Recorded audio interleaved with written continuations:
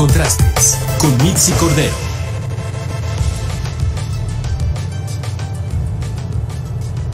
Para poder hacer un análisis sobre esta reforma a la Ley de Vías Generales de Comunicación, que a partir del día de hoy tiene algunas modificaciones que se pretenden inhibir la toma de casetas, el daño a las carreteras, en fin, una serie de situaciones que se han venido presentando en nuestro país. Presento con mucho gusto al doctor Julio Jiménez, vicepresidente del Colegio Nacional de Abogados. Gracias, doctor, por esos minutos con Mega Noticias.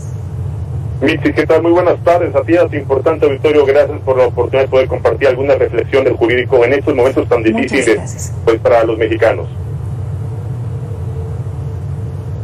Totalmente, así es. A ver, doctor, yo empezaría con usted y abriría esta conversación, esos contrastes, pues preguntándole si estas modificaciones, esta reforma a la Ley de Vías Generales de Comunicación realmente va a inhibir la toma de casetas, el daño, el cobro que se ha hecho indebido y este tipo de serie de situaciones ilegales que se han venido cometiendo en las diferentes vías de comunicación en nuestro país. ¿Lo va a inhibir?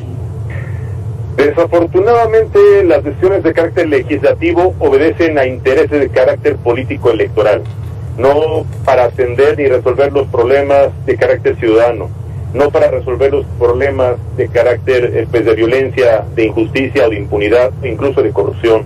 Te quiero decir de manera respetuosa para los legisladores que aprobaron esta reforma, que lejos de inhibir, lejos de combatir, lejos de prevenir y todavía mucho más lejos de erradicar estos constantes actos de carácter delictivo, conductas con apariencia de delito, van a seguir, van a continuar y yo te diría que por el contrario, los van a estimular. Y efectivamente hay una estrategia, los abogados, los litigantes, y te puedo poner como ejemplo, en este momento me encuentro atrapado en una de las principales vías primarias de la capital de la República Mexicana, consecuencia de un plantón, de una toma de vialidades que, bueno, evidentemente a los manifestantes no les importa, porque efectivamente no hay sanciones que realmente sienten un precedente y que verdaderamente puedan inhibir esas conductas que trastocan, que violentan la Ley General de Vías de Comunicación, pero más allá, afectan la economía, afectan la movilidad, afectan a los mexicanos, afectan ambulancias, afectan servicios de emergencia, afectan a la gente que sí trabajamos, a la gente que sí contribuimos con el gasto público, y hay que soportar, hay que ser rehenes de estos grupos de, no sé, un día pueden exigir vivienda popular, al día siguiente pueden exigir la liberación de sus compañeros que hoy se encuentran incluso detenidos por estos mismos delitos de ataque a las vías generales de comunicación, y en las carreteras, en las casetas concretamente, es el pan nuestro de cada día. No hay más que ver la toma de casetas en Sonora, en Guerrero, en Michoacán. Es deporte, se ha vuelto un mecanismo de ingresos para estos grupos, se ha vuelto una estrategia perfecta para presionar a los gobernantes, a las propias autoridades, que como hemos podido dar cuenta, también se han vuelto rehenes, porque ante esta falsa o esta mala interpretación del respeto a los derechos humanos y con el profundo desconocimiento del ejercicio de la fuerza pública, los representantes de la autoridad, llámese Guardia Nacional, Policía Estatal, Policía Municipal, cualquier representante de la autoridad está en total estado de indefensión, es vulnerable ante cualquier acto de violencia, ante cualquier acto delictivo por parte de estos grupos. Y te quiero decir de manera categórica que esta reforma, lejos, reitero, lejos de erradicar, lejos de inhibir, será y seguirá siendo una burla para estos grupos que, reitero, un día exigen vivienda, otro día exigen la libertad de sus compañeros, y otros días más aprovechan para tomar por asalto los recursos económicos de las casetas, y terminan boteando. Estos días se convierte en un concurso de delitos, a lo que yo le llamaría un concierto de irregularidades, o un concierto de impunidad y de simulación por parte de nuestras autoridades federales. Doctor, ¿y qué pasa porque también es una realidad que hay muchas casetas, muchas carreteras de nuestro país que tienen estos cobros de peaje muy altos, que no significan en mayor seguridad dentro de estas vías de comunicación, que no significan que estén en buenas condiciones como debería de serlo? Hay algunas que tienen precios elevadísimos y que en muchas ocasiones también el argumento es porque, se tiene que recuperar ese dinero invertido por parte de los privados. Déjeme escuchar a Juan Calle, que precisamente precisamente habla al respecto de esto, de la amortización que tienen que tener las diferentes empresas con estas carreteras, pero ¿qué pasa con también esa demanda social que se tiene al respecto de esto? Escuchamos a Juan Caño, usted nos dice qué opina. Las concesiones no han sido amortizadas en muchos de los casos. Unas eran de 30 años y se fueron a 50. ¿Por qué? Porque los recursos resultaron insuficientes para la amortización. 2, hubo necesidad de hacer ampliaciones. ¿De dónde surge el recurso? Bueno, pues del pago del peaje que hacen los conductores, los usuarios de las propias autopistas. ¿Qué opina? Bueno, es correcto que los costos de operación, los costos de mantenimiento y el costo de peaje viven un momento de, yo diría, difícil situación económica. Te quiero decir que efectivamente hay carreteras concesionadas a empresas particulares que no cumplen con el mantenimiento preventivo, que no cumplen con el mantenimiento correctivo de su carpeta asfáltica, ni de sus anuncios, ni de seguridad.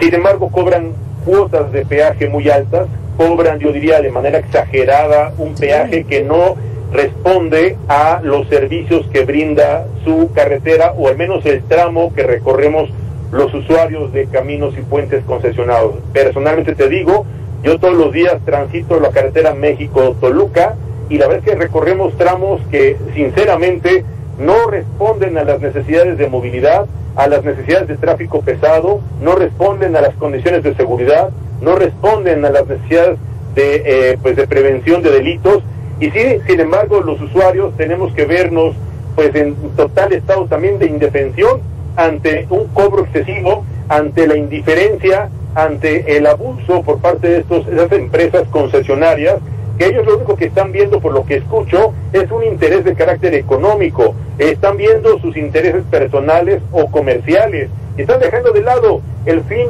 el objeto por el cual fueron otorgadas la concesión, no solo para su explotación, sino para brindar un servicio que la Federación les está concediendo a través de la figura de una concesión por tiempo determinado, bajo condiciones específicas. Por eso tenemos reglamentos, tenemos leyes que regulan este otorgamiento de concesiones, desde la determinación del peaje hasta las condiciones de operación y prevención en cualquiera de los riesgos que implica. Y te puedo mencionar algunas carreteras de peaje como la México-Puebla, la México-Veracruz, que bueno, son inseguras, profundamente inseguras. Habría que preguntarle también a los empresarios del transporte de mercancías.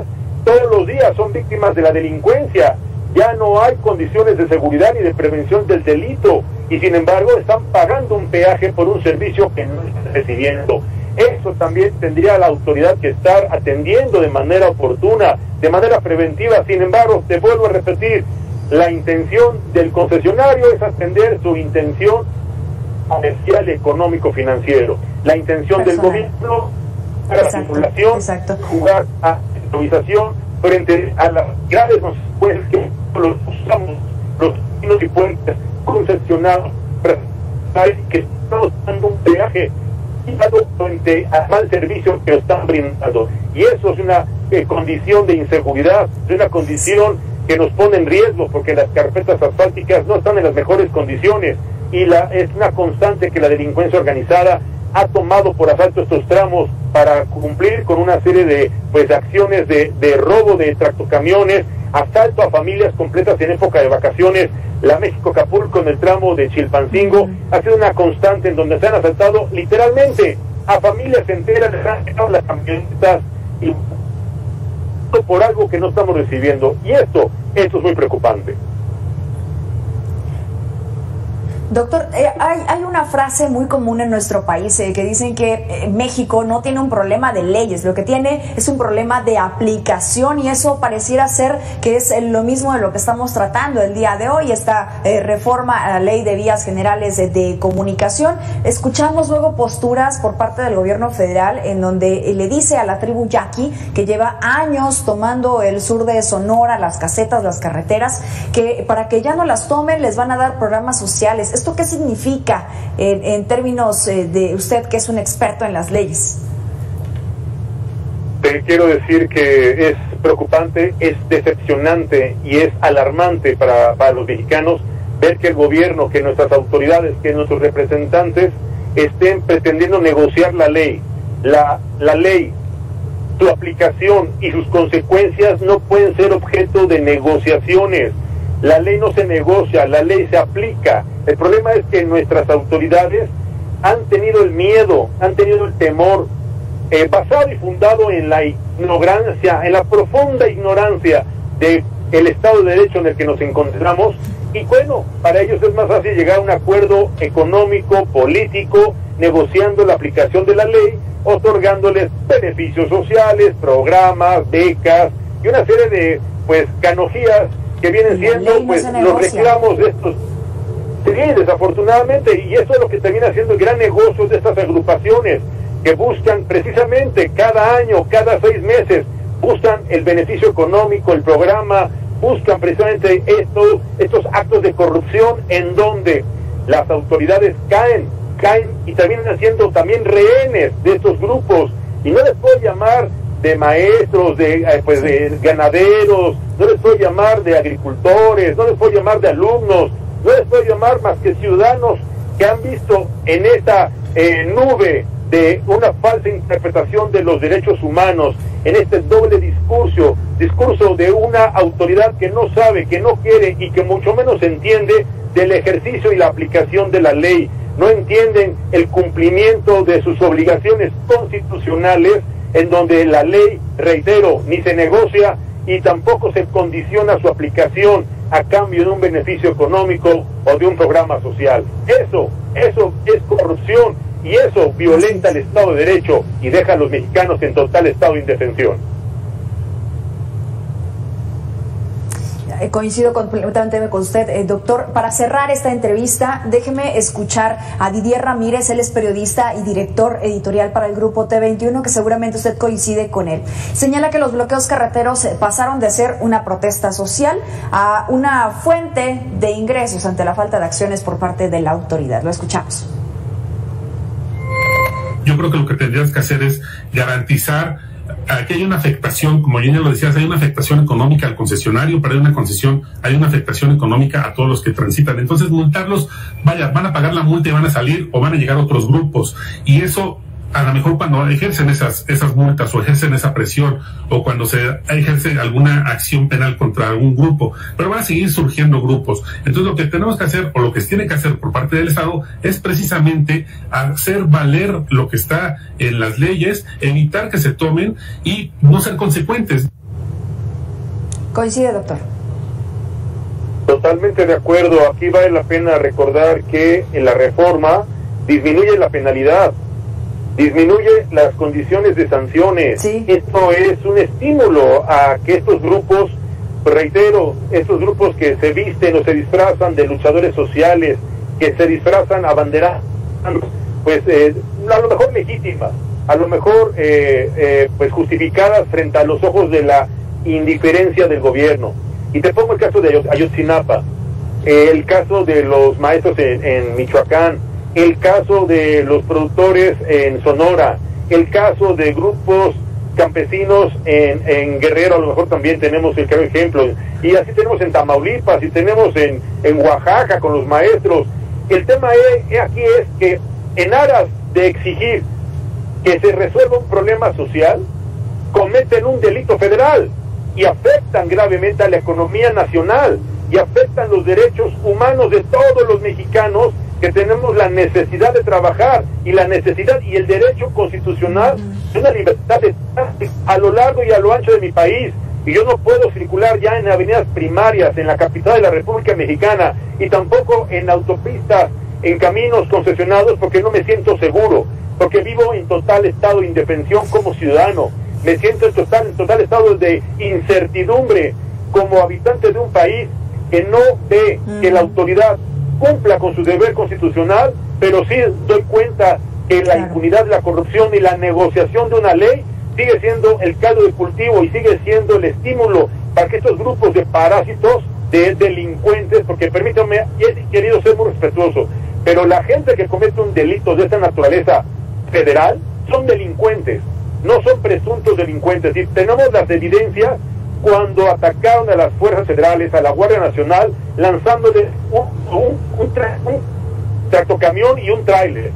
Y el argumento fue, como venía pues sin operador, pues no pasa nada. Y como venía sin un conductor, pues los daños, a ver quién los cubre.